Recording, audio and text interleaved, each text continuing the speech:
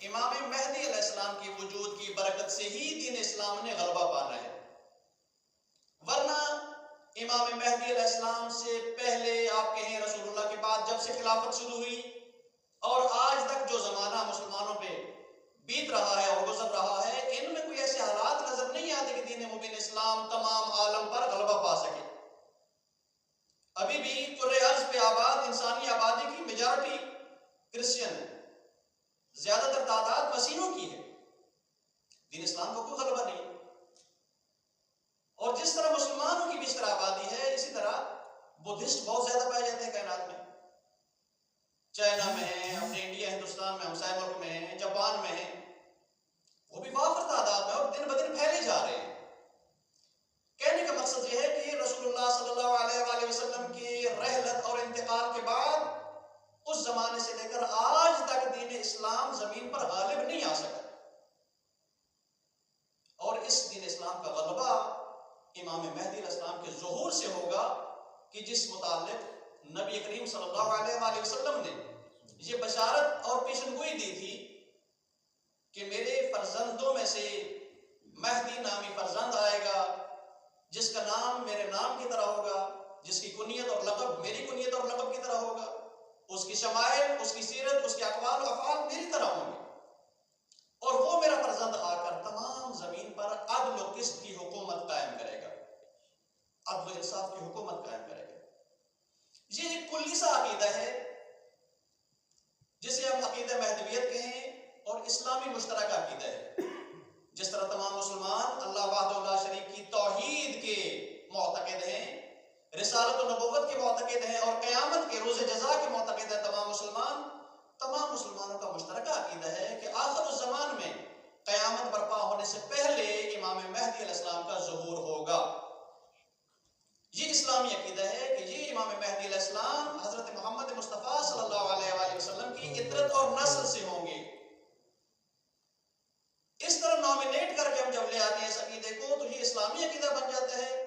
اگر نامینیٹ نہ کریں، آپ کریکٹر کو دیکھیں، صرف ایک ایسی ذات، ایک ایسا انسان کہ جس نے آ کر زمین پر آباد انسانی آبادیوں کو ظلم و ستم سے نجات دلانی ہے، اس طرح کا کریکٹر آپ دیکھیں تو نہ صرف مسلمانوں میں بلکہ کرسچینٹی میں موجود ہے، بدھسٹوں میں موجود ہے، ہر دین اور ہر مذہب کے ماننے والے ایک ایسے کردار کے معتقد ہیں کہ جب انسانیت ظلم و ستم کی چکیوں میں پس رہی ہوگی، جب عالم انسانیت پر ناامیدی کے بادل چھا جائیں گے، اس وقت ایک آسمانی انسان زمین پر آئے گا، اور وہ آسمانی انسان تمام انسانی آبادی کو ظلم و ستم سے نجات دے گا۔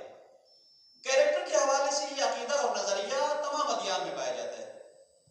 یہودی بھی اس شخص کی مسیحا کے انتظار میں ہے، عیسائی بھی اس مسیحا کے انتظار میں ہے، اور ہم مسلم امام مہدی علیہ السلام کے انتظار میں ہیں۔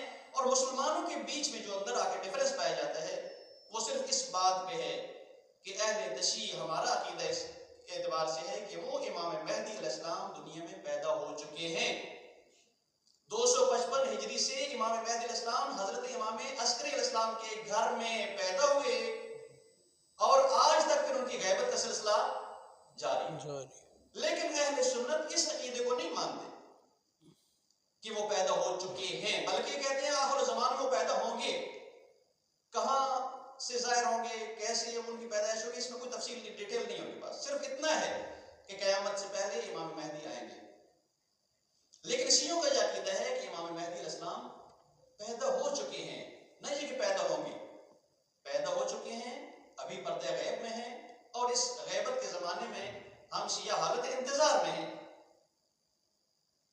اس عقیدے پر جو اعتراضات وارد ہوتے ہیں اہل سنت کی طرف سے، مخصوصاً ہم عالم اسلام سے جب اسلامی برادری سے بات کرنا چاہیں کہ ہم جس امام مہدی علیہ السلام کے معتقد ہیں، جن کی ذات پر ہمارا ایمان و عقیدہ ہے کہ ابھی بھی وہ ہمارے اسی دنیا میں موجود ہیں، لیکن جب خداوند عالم کی حکمت کا تقاضا ہوگا تو وہ پردہ غیبت سے آ جائیں گے باہر۔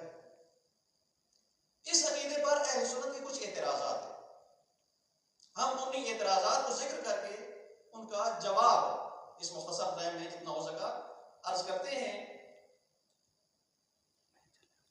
اگر امام زمانہ علیہ السلام جو حضرت مہدی کے عنوان سے شیعوں میں جانے جاتے ہیں، اگر 255 ہجری میں پیدا ہوئے ہیں تو آج 1200 سال سے بیشتر عرصہ گزر رہا ہے. کیا اتنی طولانی عمر ممکن ہے؟ یہ اہل سنت کی جانب سے اعتراضات ہیں کہ اگر شیعوں کا عقیدہ مان لیا جائے کہ امام مہدی علیہ السلام دنیا میں ہیں اور اس وقت حالات سارے دنیا کے دیکھ رہے ہیں، تو اس پہ ماننا پڑے گا کہ ان کی عمر 1200 سال سے بیشتر ہو رہی ہے. کیا یہ لاجیکلی پاسبل ہے؟ ممکن ہے اس طرح کی طولانی عمر کسی انسان کی ہو؟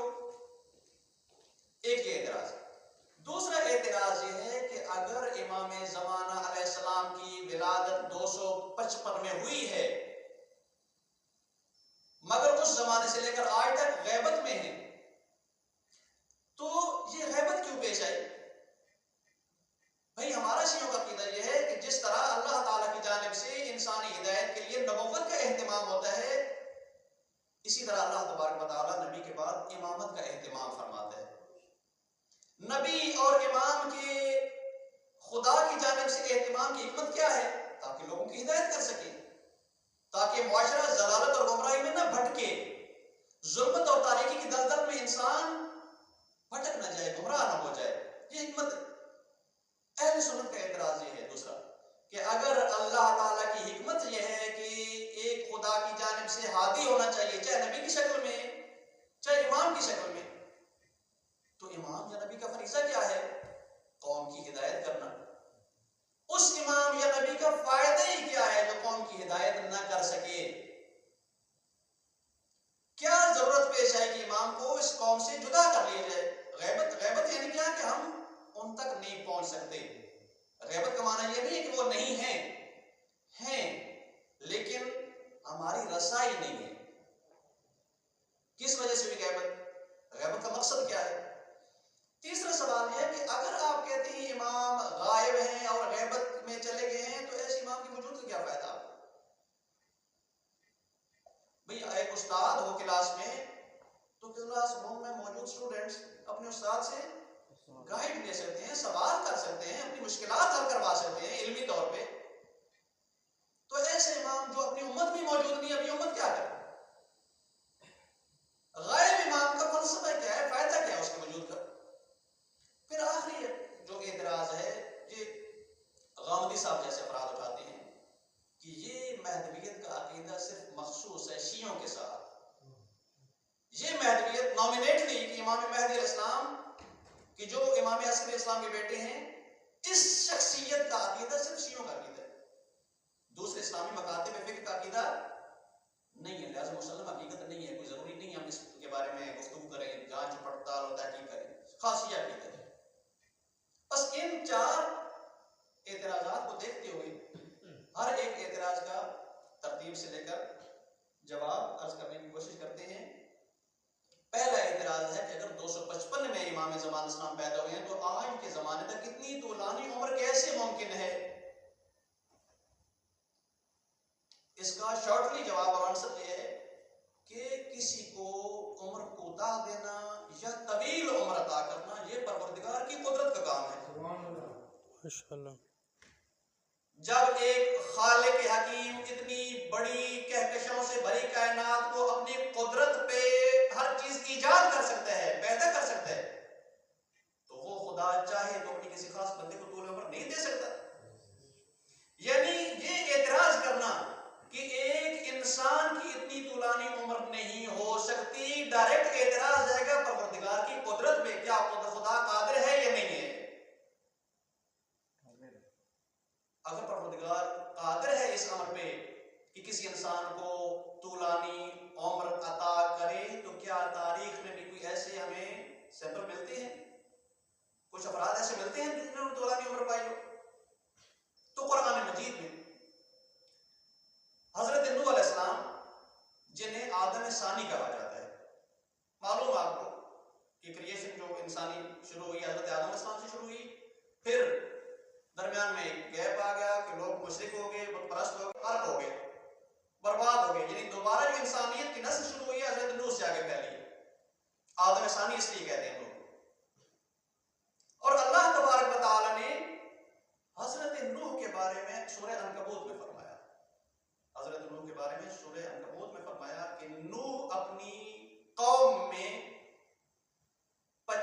سال کے علاوہ 1000 سال رہے، یعنی 950 سال تبلیغ کرتے رہے۔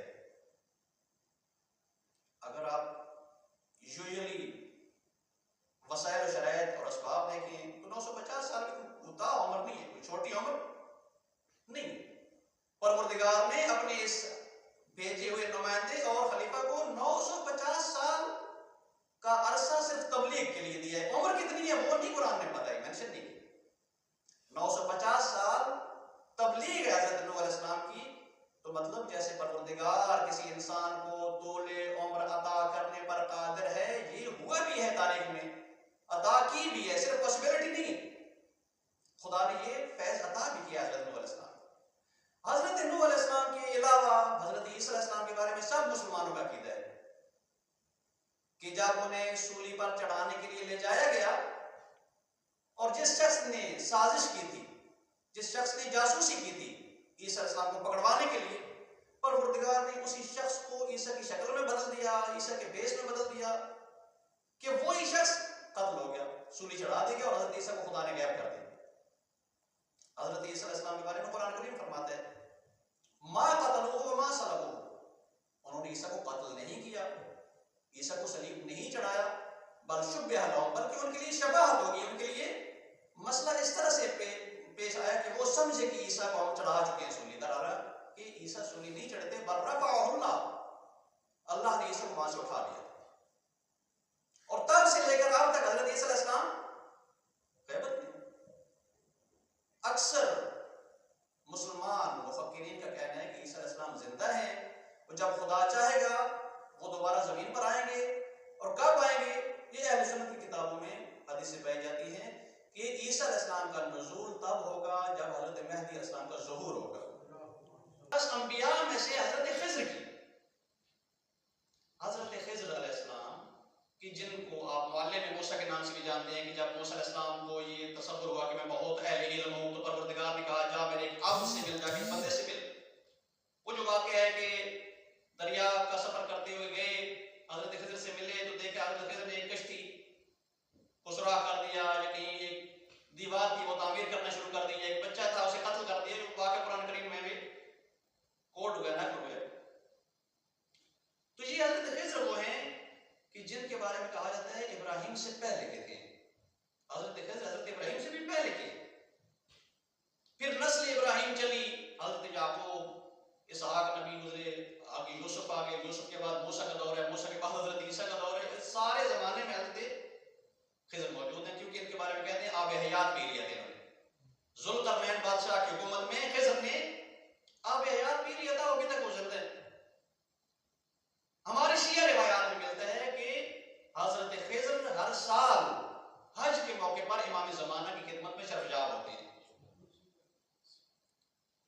ہماری شیعہ کتابوں میں یہ ملتا ہے کہ حضرت خضر اتنا طولانی زمانہ گزارنے کے باوجود بھی بوڑھے نہیں ہوتے، کہ اگر ان کے بڑھاپے کے آثار آئیں تو امام زمانہ اسلام کی خدمت میں جاتے ہیں، ان کی زیارت سے ایسی طاقت ملتی ہے کہ وہ بڑھاپا ظاہر ہو جاتا ہے۔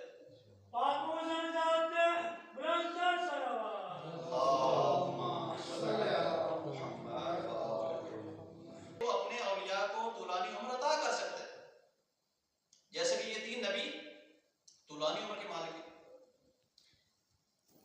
پھر دوسرا جو اعتراض بنتا ہے، غیبت کیوں ہوئی؟ اگر امام زمان علیہ السلام کا وجود مسلمان امت کی رہنمائی کے لیے، ہدایت کے لیے اور تربیت کے لیے ضروری تھا، تو غیب بھی کیوں ہوئے امام؟ جب غیب ہیں تو ایسے امام کا ہمیں فائدہ کیا؟ غیبت میں جس طرح کہ میں نے مثال دی حضرت عیسیٰ علیہ السلام کی، آپ کو غیبت کی، اصل غیبت خود ایک قانون ابتلا ہے۔ قرآنی آیات کی روشنی میں کسی نبی کا اپنی امت سے دور چلے جانا ایک قسم کی آزمائش ہے امت کی۔ آپ کو معلوم ہے، اگر تاریخ انبیاء کا آپ نے مطالعہ کیا ہو تو حضرت ابراہیم علیہ السلام جب پیدا ہونے والے تھے تو اس زمانے کے بادشاہ جور کو نجومیوں نے بتایا، نمرود تھا نا، نمرود کو بتایا کہ اس طرح کا ایک شخص آنے والا ہے جو آپ کی سلطنت کے خلاف پیکار کرے گا، آپ کے خلاف آواز اٹھائے گا۔ نمرود نے سب کو کہا جی اپنے سپاہیوں کو جو بچے پیدا ہوتے ہیں قتل کر ڈالو، کاٹ ڈالو۔ حضرت ابراہیم علیہ السلام جب پیدا ہونے والے تھے تو ان کے حمل کے آثار کسی کو مشخص ہی نہیں تھے، اور جب ان کی پیدائش قریب ہوئی تو حکم ہوا ان کی والدہ ماجدہ کو، الہام ہوا جیسے بھی کہ وہ اپنی آبادی سے باہر چلی گئی اور کہیں پہاڑی میں جا کر بیوی نے یہ بچہ جنم دیا، اور حضرت ابراہیم وہاں 13 سال تک کٹک رہے اپنے معاشرے سے، وہ بھی غار میں روح القدس کے ذریعے، آپ کے روح الامین فرشتے کے ذریعے سے تربیت پاتے رہے، اور جب وہاں سے غار سے نکل کے آتے ہیں دوبارہ دیکھتے ہیں کچھ لوگ ستاروں کی پوجا کر رہے ہیں، کچھ چاند کی، کچھ سورج کی، تو وہاں پہ ایک مناظرہ پڑا ہے کہ کسی ضرورت اور حکمت کے تحت اللہ تعالیٰ اپنے ہادی اور نمائندے کو قوم سے دور کر لیتا ہے۔ یہ کوئی انہونی بات نہیں ہے کہ آپ کہیں آج امام زمان اسلام جو قوم سے کٹے ہوئے ہیں غیبت میں، تو یہ پہلے تو ہوئے، تاریخ میں نہیں ہوا، ہاں ہوئے، انسانی بشری تاریخ میں یہ واقعات پیش آئے ہیں کہ قوموں کے ہادی ان سے کٹ گئے ہوں، دور ہو گئے ہوں، جدا ہو گئے ہوں، اور قومیں ان تک نہ پہنچ سکتی ہوں۔ جس طرح سے گزشتہ انبیاء کی غیبتیں ہوئی ہیں، ہمارا شیعہ کا عقیدہ یہ ہے کہ امام زمان اسلام کی غیبت بھی خدا کی حکمت ہے۔ اللہ تبارک و تعالیٰ نے کسی حکمت کے تحت امام زمان اسلام کو اس قوم سے جدا کیا ہے۔ سب سے پہلی جو حکمت بتائی گئی ہے احادیث شیعہ میں وہ یہ ہے کہ جس طرح سے فرعون کو خبر تھی کہ میرے زمانے میں ایک نبی ہادی بن کر آئے گا، نجات لوگوں کو دینے والا، اور اس فرعون کو خطرہ محسوس ہوا اور اس نے بچے قتل کروانا شروع کر دیے، اسی طرح سے بنو عباس کے حکمرانوں کو احادیث نبوی کی روشنی میں یہ معلوم تھا کہ رسول اللہ فرما گئے ہیں آخر الزمان میں میری نسل سے ایک شخص آئے گا جو تخت ظلم و جور کو الٹ دے گا، نابود کر دے گا۔ تو بنی عباس نے ہر زمانے میں، خاص کر امام صادق علیہ السلام سے بعد، امام موسیٰ کاظم علیہ السلام سے لے کر امام عسکری علیہ السلام تک، ہر امام کو کڑی نظارت میں رکھا ہے، ہر امام کو کڑی نظر میں رکھا ہے کہ کہیں ان کے وجود سے وہ ہادی نہ آتا ہو جس نے ہمارا تخت ظلم و جور ختم کر دینا ہے، الٹ دینا ہے۔ اسی پالیسی کے تحت امام عسکری اسلام کو عسکر میں، یعنی اس فوجی چھاؤنی میں نظر بند کر کے رکھا گیا، عراق میں، سامرہ میں، اور کئی دفعہ بنی عباس کی جانب سے دائیں بھیجی جاتی ہیں، دایا بولتے ہیں، جو چیک کریں خواتین کو ہے کوئی اثر نئے بچے کی پیدائش کا یا نہیں۔ کئی دفعہ ایسے افراد جاسوس حکومت نے گماشتے بھیجے، لیکن ہر ایک کو کوئی مثبت جواب نہ ملا، کہتے تھے نہیں امام عسکری اسلام کے گھر میں کوئی ایسی خبر نہیں ہے۔ تو پروردگار نے جیسے ابراہیم اور موسیٰ علیہ السلام کے پیدا ہونے کے آثار مخفی رکھے تھے اور دشمن خدا کو معلوم بھی نہیں ہوا تھا، اسی طرح امام زمان علیہ السلام کی ولادت کے آثار کو مخفی رکھا گیا اور کسی کو پتہ تک نہ چلا۔ اور جب مولا کی ولادت ہوتی ہے، ولادت کے بعد امام عسکری علیہ السلام کسی کو زیارت تک نہیں کرواتے سوائے 2-3 صحابیوں کو، اور پھر جب امام عسکری اسلام کی شہادت ہوتی ہے، پھر امام زمان اسلام 5 سال کے سن میں ظاہر ہوتے ہیں، اور وہ جو بنی عباس کے حکمران اس بچے کی تلاش میں تھے انہیں معلوم ہوتا ہے، پکڑنے کی کوشش کرتے ہیں، پھر وہاں پر حکم خدا سے امام کی غیبت ہو جاتی ہے، جان کی حفاظت کے لیے، ایک جان کی حفاظت کے لیے، اور دوسرا یہ کہ جس قوم کی طرف ہادی بھیجا گیا ہے اور وہ قوم ہادی کو تنہا چھوڑ رہی ہے، اس قوم کو تیار کرنا کہ تمہیں امام کی ضرورت ہے یا نہیں ہے۔ قوم، اب ایک لفظ اس پہ دقت کریں، قوم اور امت کا کانسیپٹ جو ہے، تصور کیا ہے؟ قومیں قبائل سے بنتی ہیں، قومیں قبائل سے بنتی ہیں، اور وہی قوم امت میں اہداف و مقاصد سے بدل جاتی ہیں۔ جب تک قبائل میں کوئی خاص مشترکہ ہدف نہ ہو، بس ریوڑ کی طرح، گلوں کی طرح رہ رہے، تو قوم کی جاتی ہے کہ قبائل چند اکٹھے ہو گئے ہیں، قبائل سے انسانی نسل تشکیل پائی ہے، قوم بن گئی۔ لیکن جب قبائل اور قوموں میں الہی اہداف اور مشترکہ وحدت کے معیارات مل جاتے ہیں، اس وقت امت بن جاتی ہے قوم۔ جب تک قبائل ہوں، افکار، ان کے نفسانی حالات اور ان کے اغراض و مقاصد قبائل کے مختلف رہتے ہیں، پراکندہ رہتے ہیں، کوئی ایک راہ نہیں ہوتا، ایک مشن نہیں ہوتا، ایک مقصد نہیں ہوتا، ایک ہادی نہیں ہوتا، ایک منشور نہیں ہوتا۔